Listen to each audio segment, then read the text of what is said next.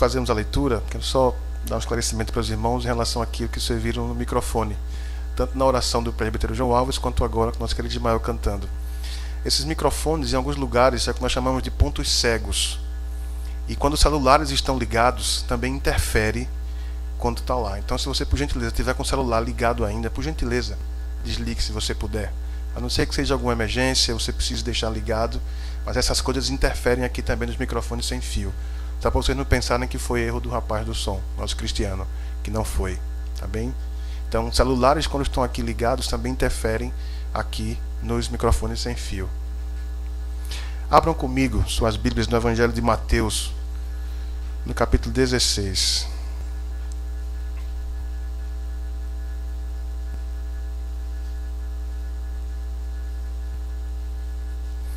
Dos versículos 13 ao 23.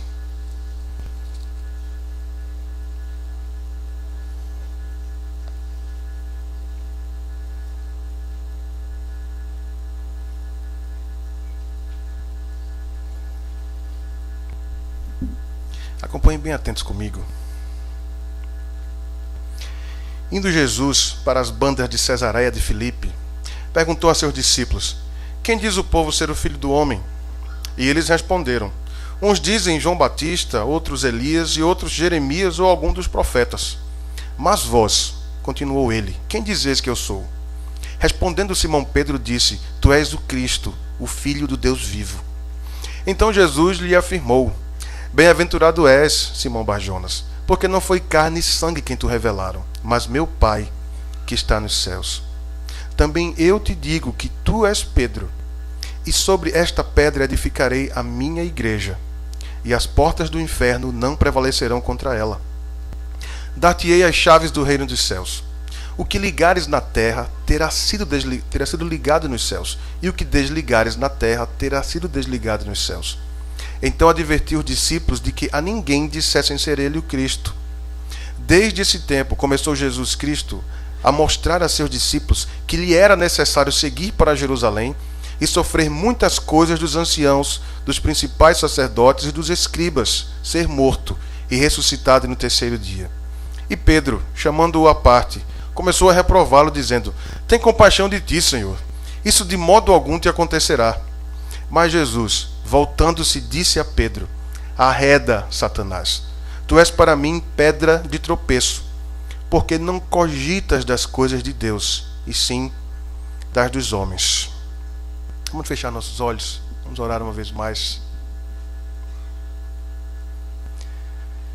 Ó Senhor nosso Deus, Deus grande e temível, que operas maravilhas, que fazes o bem. Senhor, estamos aqui carentes da Tua Palavra, precisando ouvir, Senhor, a Tua Palavra, e que Teu Espírito Santo nos aplique esta Palavra em nossos corações. Senhor, eu te peço misericórdia por mim mesmo e por cada um dos irmãos e irmãs aqui, cada um neste lugar, cada família. Senhor, há pessoas com tantas demandas nos corações. Há pessoas que talvez vieram aqui para ouvir uma palavra de esperança, para ouvir a Tua voz através da Tua Palavra. Eu te peço que Tu o faças por Tua misericórdia, por Teu favor. Há pessoas que estão doentes no corpo e também estão doentes na alma. Senhor, há demandas grandes nas famílias, às vezes nos ministérios. Senhor, Tu conheces cada situação, Tu conheces cada um. Eu te clamo por graça, Senhor, por favor, em nome do Senhor Jesus, que Tu fales à Tua igreja, que Tu fales ao Teu povo, que Tu fales a nós, para transformação, para restauração, para consolo, para esperança. Em nome do Senhor Jesus. Amém. Meus queridos, esse é um texto talvez muito conhecido para alguns, e pelo menos o versículo 18 talvez seja o mais conhecido, pelo menos parte dele, que é uma grande afirmação aqui que sai da boca de Pedro dizendo: tu és o Cristo, o Filho do Deus vivo.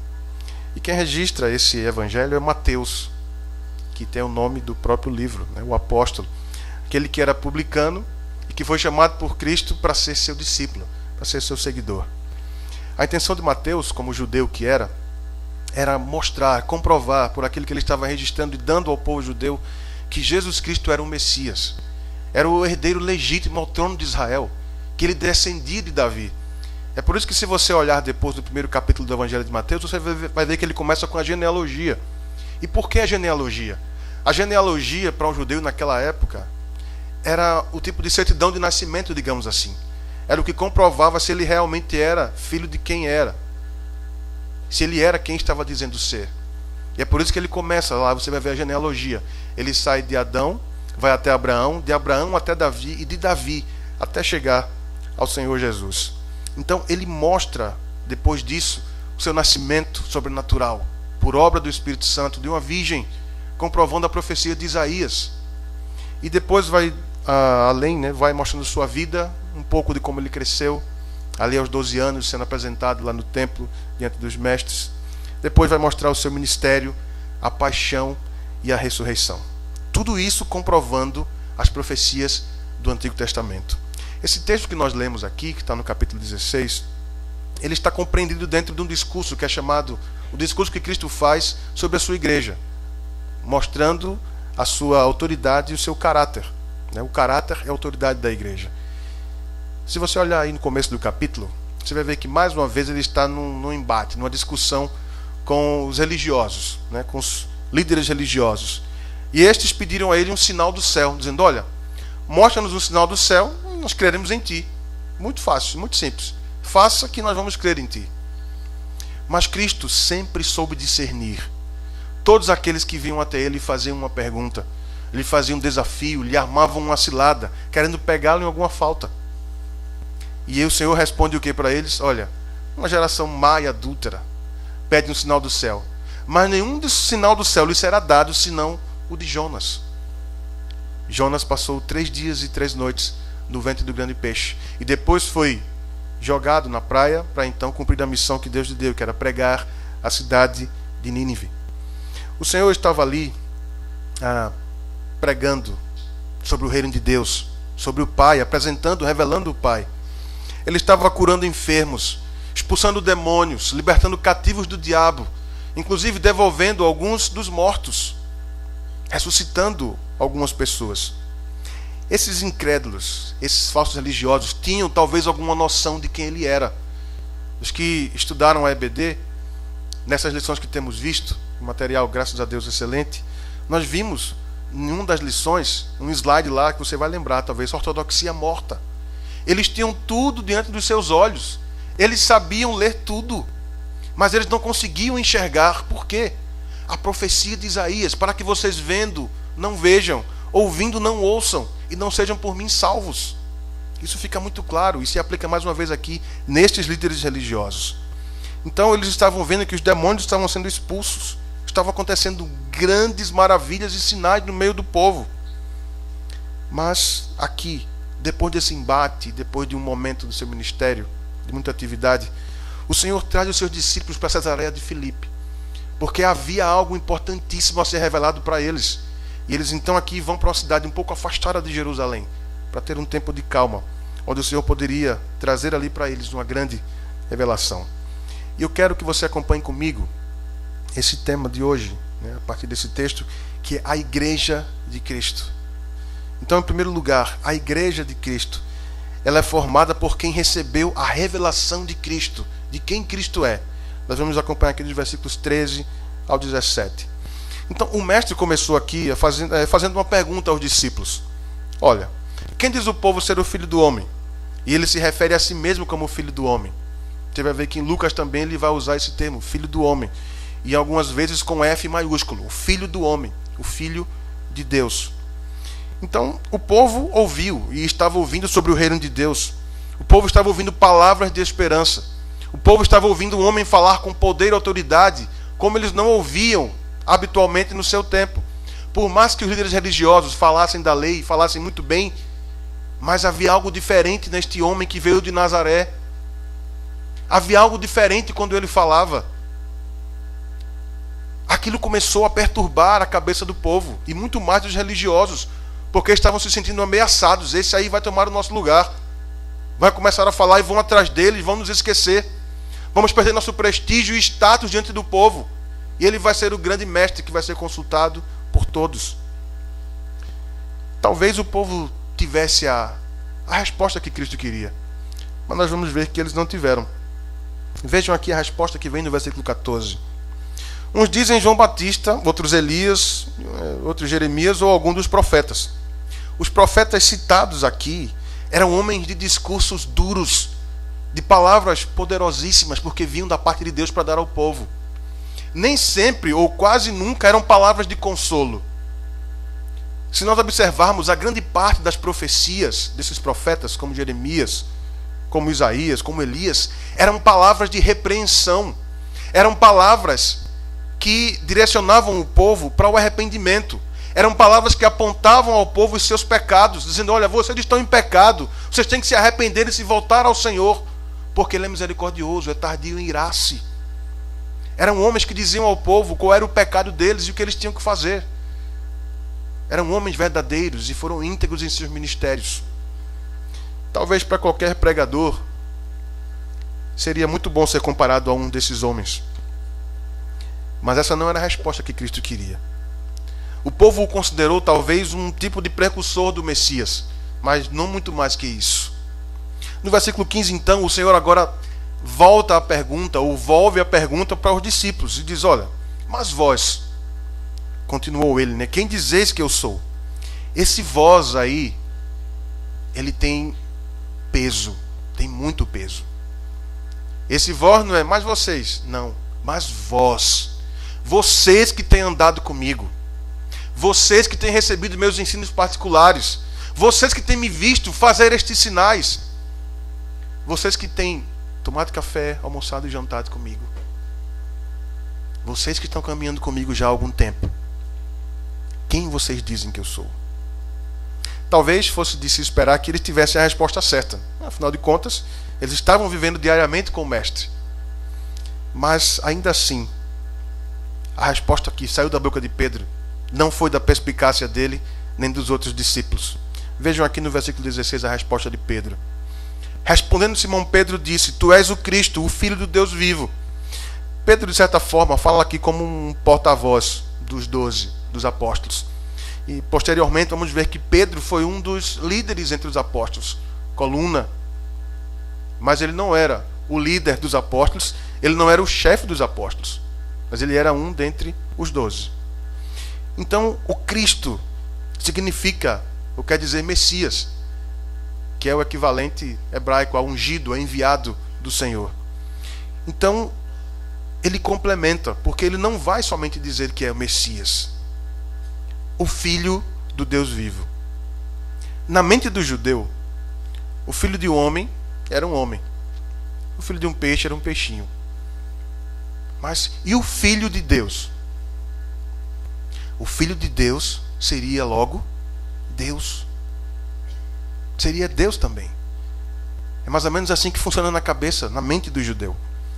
Um judeu jamais diria para o outro que ele é Deus. É um homem? Nunca. Um judeu em sã consciência nunca diria isso. Mas está ali agora Pedro, um judeu, e afirma isso. Eles não estavam lembrados de uma das profecias, pelo menos. Eu quero que você vá comigo para o livro de Malaquias, no 3º capítulo. Volte algumas páginas aí. No último livro do Antigo Testamento, Malaquias. Veja aí o 3º capítulo, do 1º versículo ao 5º. Eu quero que você acompanhe comigo essa leitura. Livro do profeta Malaquias, no 3º capítulo, do 1º versículo ao 5º. Veja o que diz aqui: eis que eu envio o meu mensageiro, que preparará o caminho diante de mim. De repente, virá ao seu templo o Senhor, a quem vós buscais, o anjo da aliança. E perceba que aí está com A maiúsculo, o anjo da aliança, se referindo a Cristo. A quem vós desejais. Eis que ele vem, diz o Senhor dos exércitos. Mas quem poderá suportar o dia da sua vinda? E quem poderá subsistir quando ele aparecer? Porque ele é como o fogo do ourives e como a potassa dos lavandeiros. Assentar-se-á como o derretedor e purificador de prata. Purificará os filhos de Levi e os refinará como ouro e como prata. Eles trarão ao Senhor justas ofertas. Então a oferta de Judá e de Jerusalém será agradável ao Senhor, como nos dias antigos e como nos primeiros anos. Chegar-me-ei a vós outros para juízo. Serei testemunha veloz contra os feiticeiros e contra os adúlteros, e contra os que juram falsamente, e contra os que defraudam o salário do jornaleiro, e oprimem a viúva e o órfão, e torcem o direito do estrangeiro, e não me temem, diz o Senhor dos Exércitos. O Senhor havia prometido que Ele mesmo viria ao seu povo. É por isso que o Senhor diz, através da boca de Pedro, Tu és o Cristo, o Filho do Deus vivo. O próprio Deus viria em pessoa para cumprir a sua promessa de salvação ao seu povo. E não só ao seu povo, mas, é claro, ao mundo. Então o Senhor chama Pedro de bem-aventurado, no versículo 17. Bem-aventurado significa muito feliz, abençoado. Não porque ele acertou a resposta, mas porque ele recebeu do Pai essa revelação. Então não foi carne e sangue quem te revelaram, mas meu Pai que está nos céus. E o Pai, que é Deus, diz através de Pedro que Ele é o seu Filho, que Cristo é o seu Filho. Jesus Cristo é Deus, a segunda pessoa da Trindade.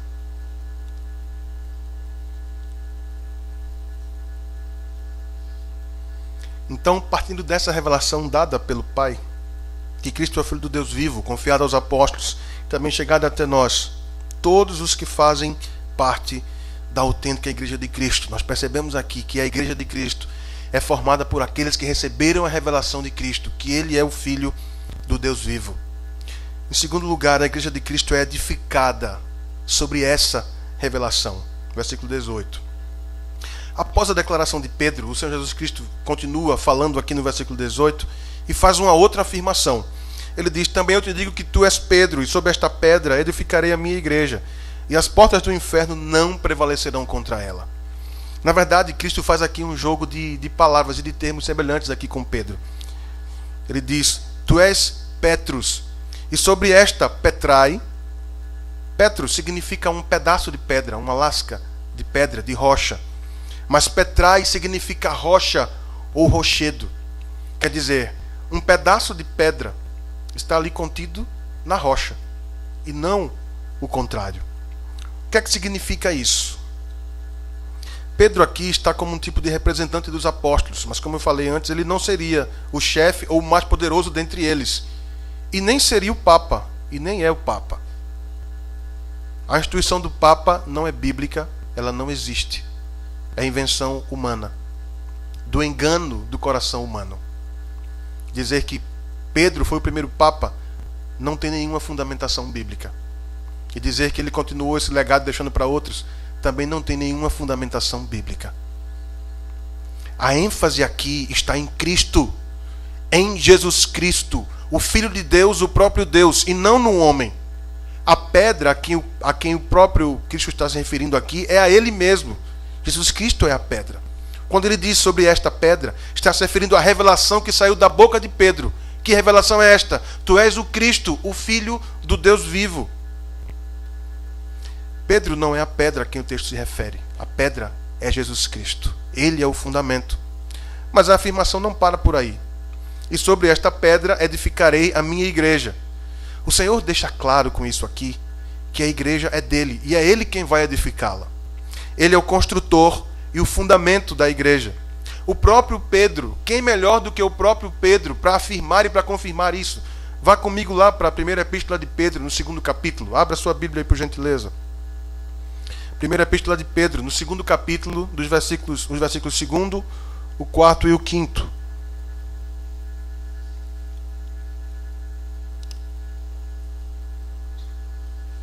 Ali Pedro diz: desejai ardentemente, como crianças recém-nascidas, o genuíno leite espiritual, para que por ele vos seja dado crescimento para a salvação, chegando-vos para ele, a pedra que vive, rejeitada, sim, pelos homens, mas para com Deus eleita e preciosa. Também vós mesmos, como pedras que vivem, sois edificados para serdes sacerdócio santo, a fim de oferecerdes sacrifícios espirituais, agradáveis a Deus, por intermédio de Jesus Cristo. Se Pedro fosse a pedra, ele diria aqui: olha, como o Senhor falou antes sobre mim, eu sou a pedra, e vocês vão oferecer sacrifício através de mim. Mas não é isso que Pedro diz. Pedro diz aqui que a pedra é Cristo. a pedra que os construtores rejeitaram. Isso está em harmonia com o que João fala no Evangelho. Ele veio para o que era seu, mas os seus não o receberam. E um prédio que está sendo construído, uma igreja, um templo vivo, para oferecer sacrifícios agradáveis a Deus. Ele poderia dizer, através de mim, mas não, ele diz através de Jesus Cristo. Através dele e somente dele. Pedro e os outros, os apóstolos, foram instrumentos para a fundação da igreja, para o fundamento dela. Mas eles não eram a pedra, porque a pedra era Jesus. E eles falaram e pregaram sobre esta pedra, e eles disseram que Cristo era e é essa pedra fundamental, a pedra de esquina, o fundamento da igreja. Aqui no versículo 18, como você pode ver, aparece pela primeira vez o termo igreja no Novo Testamento.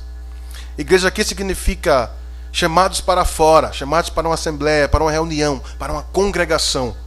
Neste contexto, deve-se encarar a igreja como a assembleia do verdadeiro povo de Deus, do povo que ele tem chamado através dos tempos, desde o passado, dos irmãos do passado que criam em Cristo em perspectiva, através das profecias e do que se fazia, como as leis cerimoniais, crendo e morrendo crendo que viria o Salvador, que viria o Messias. Então o Senhor veio para morrer e ressuscitar, fazendo assim a vontade do Pai, comprando, conquistando para si um povo que viria de todas as partes do mundo, de todos os povos, tribos, línguas e nações, e não somente do povo de Israel.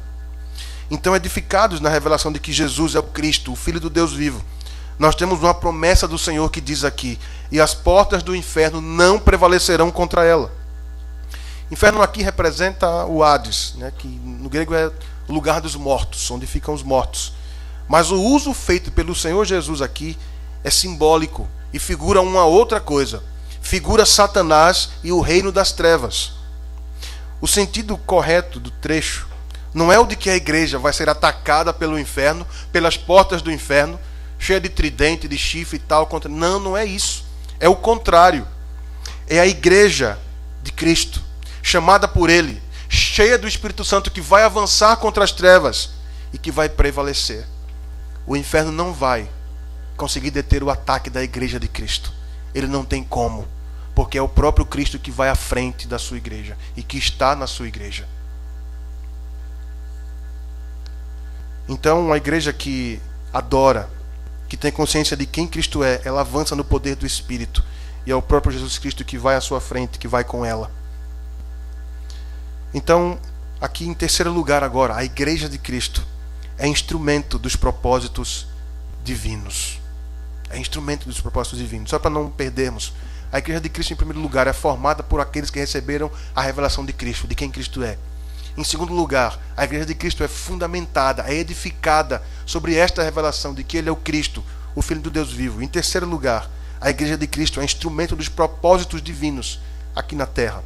Versículo 19 a 23. No versículo 19, vem uma grande responsabilidade que é dada a Pedro e aos apóstolos. E, consequentemente, passaram de geração a geração e chegou até nós hoje, igreja de Cristo, no século 21. Dar-te-ei as chaves do reino dos céus. Dar-te-ei as chaves, quer dizer aqui apresentar as chaves, conceder as chaves. Implica autoridade para abrir e fechar a porta de entrada do reino dos céus. O reino dos céus tem a ver com a concretização do propósito eterno de Deus para a humanidade. Tenham isso em mente. Desde Gênesis, desde o Éden, o Senhor vem trabalhando, vem realizando a sua obra de redenção, o seu plano eterno de redenção do homem. Quando Ele promete Jesus Cristo, o Messias, ali, olha, virá um descendente da mulher. Satanás, ele vai esmagar a tua cabeça. Você vai ferir o seu calcanhar, mas ele vai esmagar a tua cabeça. A partir dali, então, nós vemos a linhagem traçada a partir dos patriarcas, anunciando Jesus Cristo. Então, desde aquele momento, desde lá do Éden, o Evangelho é pregado. Desde lá, o Senhor vem trabalhando no seu plano de redenção. E, na verdade, antes da fundação do mundo. Porque Cristo é o Cordeiro que foi morto antes da fundação do mundo. Então, o reino dos céus já veio à terra, através de Jesus Cristo, o nosso Salvador, o nosso Messias. E Ele continua operando até hoje. E vai continuar fazendo até a consumação do século. Até que o último salvo aqui na terra seja despertado, seja regenerado. Ele vai continuar fazendo o seu plano, a sua obra de salvação, de santificação na sua igreja, no seu povo. Na parte B do versículo, nós vamos ver aqui uma construção interessante. O que ligares na terra terá sido ligado nos céus. Ligares aqui tem o sentido de amarrar com uma corda forte. Ele era empregado principalmente para amarrar animais, homens, e para algemá-los. A expressão terá sido indica uma ação que já foi determinada e que já aconteceu no passado e que no presente será cumprido. Quer dizer, algo que foi determinado nos céus por Deus é agora realizado aqui na igreja, na terra, pela sua igreja, que recebeu o seu poder, a sua autoridade, que é firmada nele. Essa é a questão aqui no texto. Não é que aqui na terra vai se determinar alguma coisa e depois os céus vão ratificar isso lá embaixo. Não é assim. Os céus determinam, Deus determina primeiro, e depois a igreja, como seu instrumento aqui na terra, vai realizar. Aqui nesse trecho, isso está intimamente ligado à proclamação do Evangelho. Os apóstolos não receberam uma autoridade pessoal para si mesmos, separada do Evangelho ou de Cristo, de forma alguma. Se trata aqui da palavra de Deus em ação, sendo proclamada. E a palavra de Deus é o próprio Jesus Cristo, a palavra viva, ele é o Evangelho. Então, onde a palavra for pregada e houver completa rejeição por parte dos homens, tais homens estarão amarrados à sua culpa, que não será perdoada diante de Deus, e aguardarão o juízo vindouro e a condenação eterna. É por isso que Paulo, depois, na segunda carta aos Coríntios, no 4º capítulo, ele vai dizer, olha, se o nosso evangelho está encoberto, é para os que perecem que está encoberto, porque o Deus deste século cegou-lhes os olhos, nublou-lhes o entendimento, para que não conheçam, para que não sejam salvos, para que não lhes resplandeça a luz do evangelho. O que significa isso? De maneira prática, você vai pregar e eu vou pregar,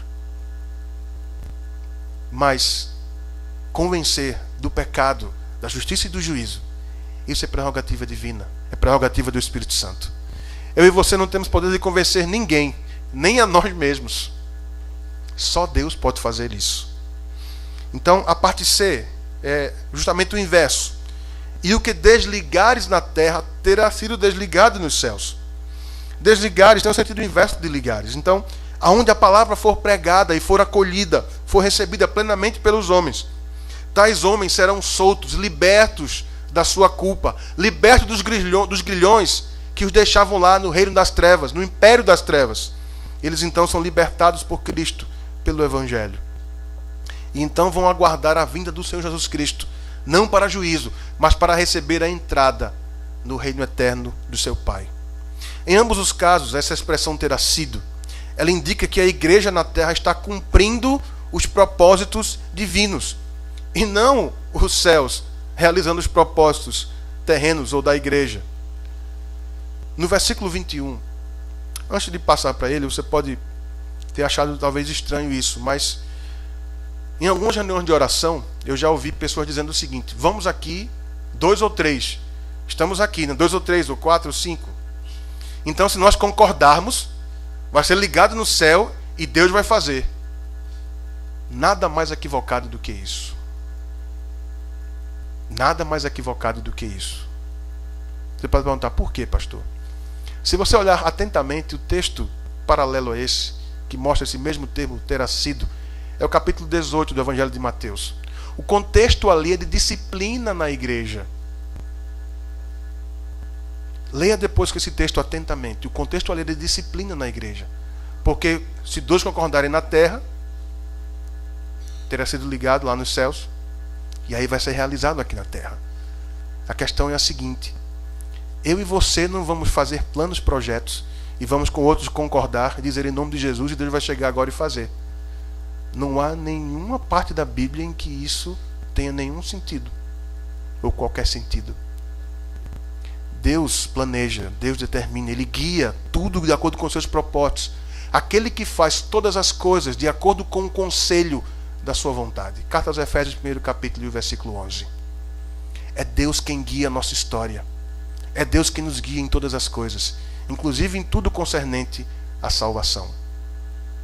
Na continuação vem aqui o versículo 21. O Senhor vem e fala claramente agora para eles qual é a sua missão. Olha, eu sou o Messias, eu sou o Cristo, Filho do Deus vivo. E eu vou falar de maneira mais clara para vocês agora o que é que eu vim fazer aqui na terra.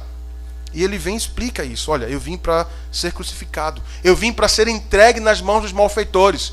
Para ser humilhado, rejeitado, ser crucificado, morto. Mas ao terceiro dia, ressuscitar. Eu quero lembrar para você aqui Isaías 53. Você pode depois fazer uma leitura atenta. Inclusive hoje à tarde eu recomendo para você ler Isaías 53. Ali fala, Isaías vai falando, na verdade a partir do capítulo 52, no finalzinho, versículo 13, e aí ele vai entrando pelo 53. Olha, quem creu em nossa pregação? E a quem foi revelado o braço do Senhor? Pois foi subindo como renovo perante ele, e ele continua dizendo, diz, olha, ele era homem de dores, desprezado, que sabe o que é padecer.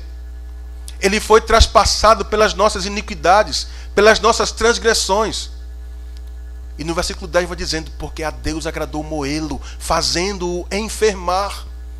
Mas nos versículos 11 e 12 é uma palavra de esperança e da alegria desse servo sofredor. O meu servo justo ficará satisfeito. Por quê? Porque com o seu conhecimento justificará muitos. Ele repartirá o seu despojo com os poderosos. Porque entregou sua alma na morte e pelos transgressores intercedeu. Cristo não se entregou como um coitadinho, como uma vítima indefesa. Ele entregou sua própria vida voluntariamente. Em João ele fala, eu tenho poder para dar a minha vida e para reavê-la, porque este mandato recebi de meu Pai. E Paulo depois escreve, olha, a morte não poderia retê-lo, não poderia detê-lo. E ele então estabelece aquele canto, em 1 Coríntios 15, onde está a morte, a tua vitória? Onde está a morte, o teu aguilhão? Tragada foi a morte pela vitória. Pela vitória do servo sofredor, pela vitória do Messias, pela vitória do nosso Redentor. Vitória para mim, vitória para você. O Filho de Deus veio para se entregar no meu lugar e no teu lugar. Você pode dizer, mas eu já sei isso há tanto tempo, pastor. Desde criança que eu escuto. Mas eu quero perguntar para você o quanto você atenta para isso em verdade. O quanto você já parou para meditar plenamente e profundamente nisso. Os meus pecados, os teus pecados foram colocados no Santo, no Deus de todo o universo, aquele que não tinha pecado, se fez pecado por minha causa e por tua causa. Aqueles que estavam lá batendo e colocando o prego em suas mãos, estavam representando a mim e a você. Aqueles que cuspiram no seu rosto, estavam representando a mim e a você. Aqueles que bateram em sua cabeça dizendo, diz quem é, tu não és Deus, estavam ali representando a mim e a você. Aqueles que o condenaram estavam ali representando a mim e a você. É como se nós estivéssemos lá com ele. Porque os nossos pecados levaram o nosso Redentor à cruz. Os nossos pecados e transgressões mataram a Cristo. Mas Deus prova o seu próprio amor para conosco. Porque Cristo morreu por nós, sendo nós ainda pecadores. Ele nos deu vida juntamente com Cristo. Pela graça sois salvos. Isso não vem de vós, é dom de Deus. Cristo veio para se entregar, para edificar essa igreja com o seu próprio sangue, com a sua carne rasgada. Ele não pediu ajuda a ninguém, nem de Pedro, nem de Paulo, nem de João, nem de ninguém. Ele fez tudo por si mesmo, porque ele é poderoso. Somente ele foi poderoso para dar tão grande salvação ao seu povo eleito, escolhido. Depois, um outro texto de Isaías também no capítulo 25, versículo 6 ao 9, vai falar novamente uma profecia sobre a derrotada, ou sobre a derrota da morte. A morte foi derrotada. E em Isaías 25 já foi anunciado isso também, do 6º versículo ao 9. Ele diz que naquele monte a morte será destruída. Não haverá mais lágrima, nem luto, nem rancor. As coisas vão passar. Um eco que vem depois lá em Apocalipse, que é revelado a João. Nos versículos 22 e 23, nós vemos que aquele que foi usado por Deus momentos antes, recebeu tão grande revelação, tu és o Cristo, o Filho do Deus vivo, agora é usado por Satanás para tentar desviar o Senhor Jesus Cristo da sua missão. Lucas, o evangelista Lucas, no 4º capítulo, versículo 13, diz isso lá. E traz para nós algo importantíssimo. Lucas, e somente ele, narra isso, dizendo que o diabo o deixou até momento oportuno. Passadas que foram as tentações, o diabo o deixou até momento oportuno. Lucas 4,13. Isso mostra que ele esteve sempre na espreita, buscando um momento para atacar novamente o Senhor Jesus Cristo. Quem achou que bastariam aqueles 40 dias sendo tentado pelo diabo ali, que ele pararia e dizia, eu perdi mesmo? Não. Ele foi tentando em cada momento, em cada oportunidade que ele teve. E aqui houve mais uma, através de Pedro. Mas uma outra coisa que fica muito clara para nós, importantíssima para nós. O Senhor Jesus sempre soube discernir muito bem todos aqueles que vinham até ele. Muito mais do que ouvir as palavras, o Senhor sabia discernir a fonte e as motivações que levavam as pessoas a dizerem o que diziam para ele.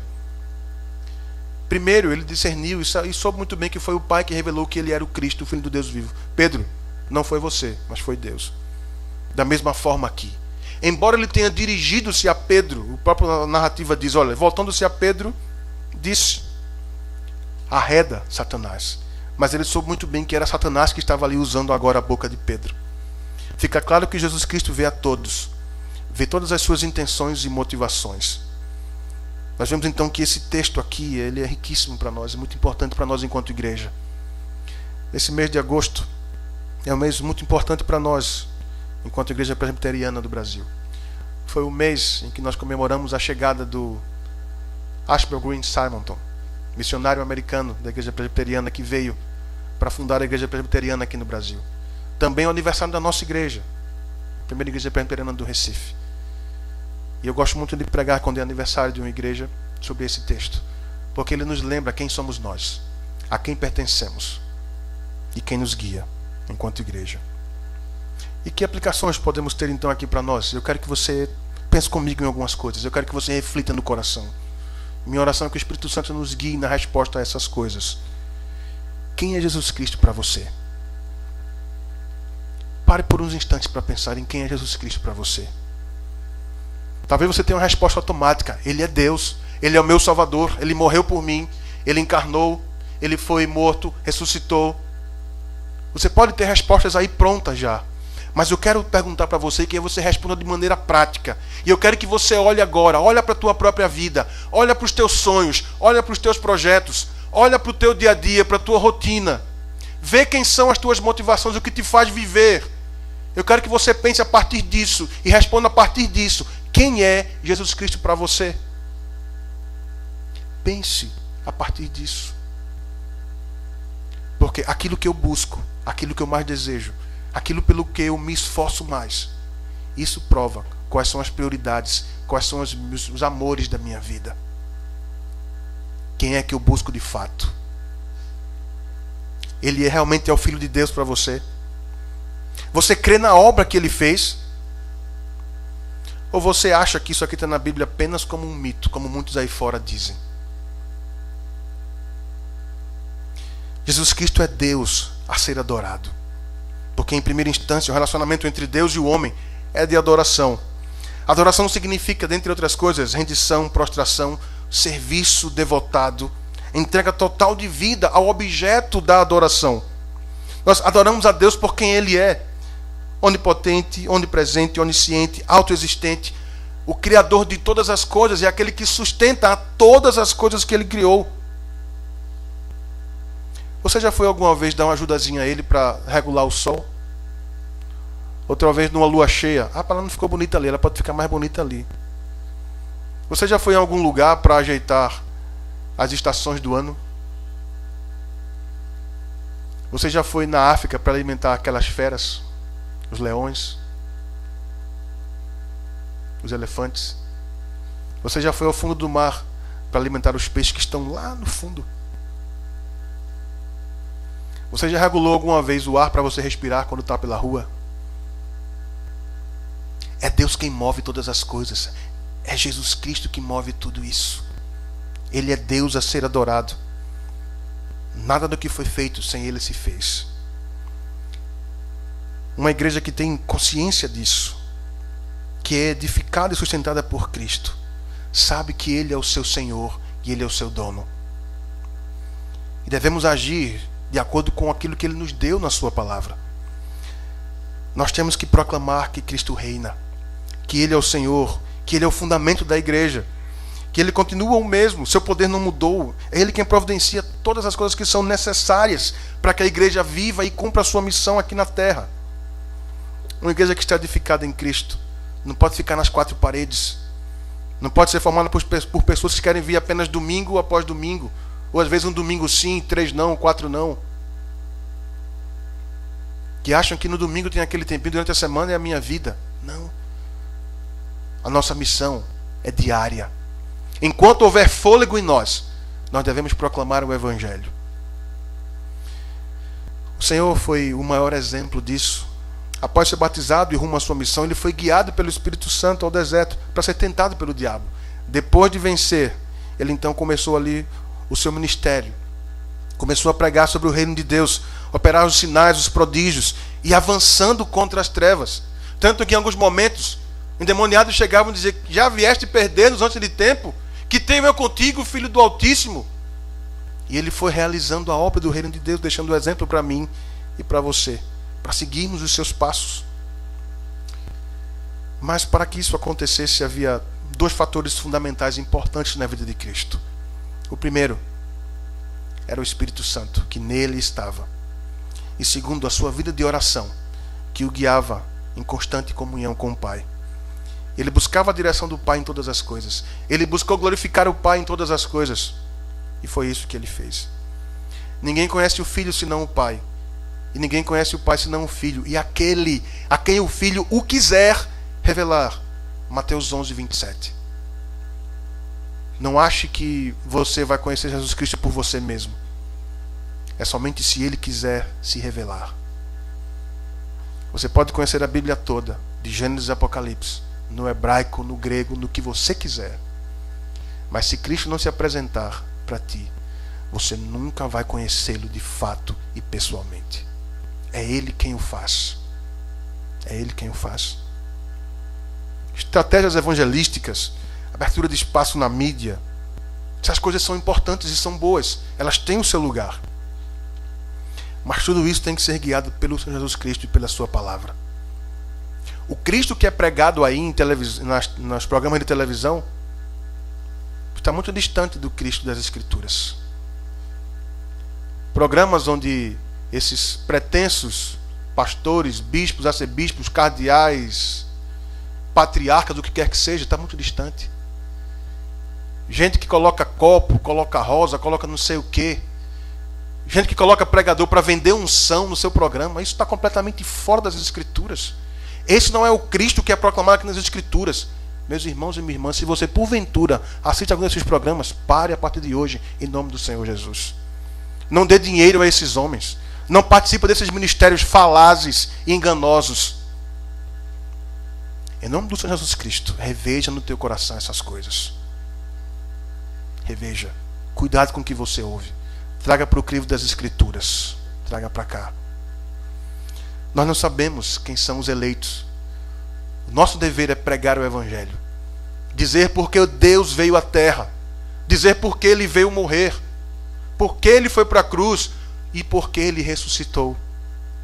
Devemos proclamar estas coisas e viver a partir disso. Temos que partilhar o Evangelho com nossas famílias, com nossos vizinhos, colegas de colégio, de trabalho, de faculdade, onde quer que seja. Aonde tivermos oportunidade, temos que pregar e dizer que Ele veio para redimir e salvar o seu povo. Nós não podemos nem devemos tentar convencer ninguém. Isso não cabe a nós. É o Espírito Santo quem faz essa obra no coração. É Ele quem convence o homem do pecado, da justiça e do juízo. É Ele. E somente Ele. E uma última coisa em relação ao trecho final de Pedro. Nós precisamos ter muito cuidado com uma coisa. Pedro sempre teve boas intenções, em muitos momentos nós sabemos disso. Mas em muitos momentos Pedro foi equivocado. Como nesse momento foi usado pelo diabo. Depois, quando foram prender a Cristo, ele pegou a espada e cortou a orelha do servo do sumo sacerdote, Malco. E outras coisas. Mesmo que haja muito boas intenções e emoções envolvidas e queremos ajudar a Deus, nós precisamos ter muito cuidado. Deus não precisa da nossa ajuda. Deus requer a nossa obediência. Isso é diferente. Obediência que siga os passos que Ele nos dá em Sua palavra, que siga os seus mandamentos e as estratégias que Ele mesmo nos deu, os princípios que Ele mesmo nos deu em Sua palavra, para a evangelização e para a proclamação do Evangelho. Infelizmente, muitas vezes pensamos que somos mais sábios do que Deus. Pedro chamou a parte e o Senhor disse: Senhor, tem pena de ti mesmo, isso não vai te acontecer. Que é isso? Espera aí. Aparentemente uma boa intenção. Pedro estava aparentemente bem intencionado. Quantas vezes eu e você, trabalhando no ministério, pensamos que temos ideias brilhantes, achamos que podemos superar aquilo que Cristo fez, ou querendo trazer algo diferente do que está nas Escrituras, porque talvez vai ser mais fácil. Vamos falar assim, porque aqui não, assim não vai espantar as pessoas. Que história é essa?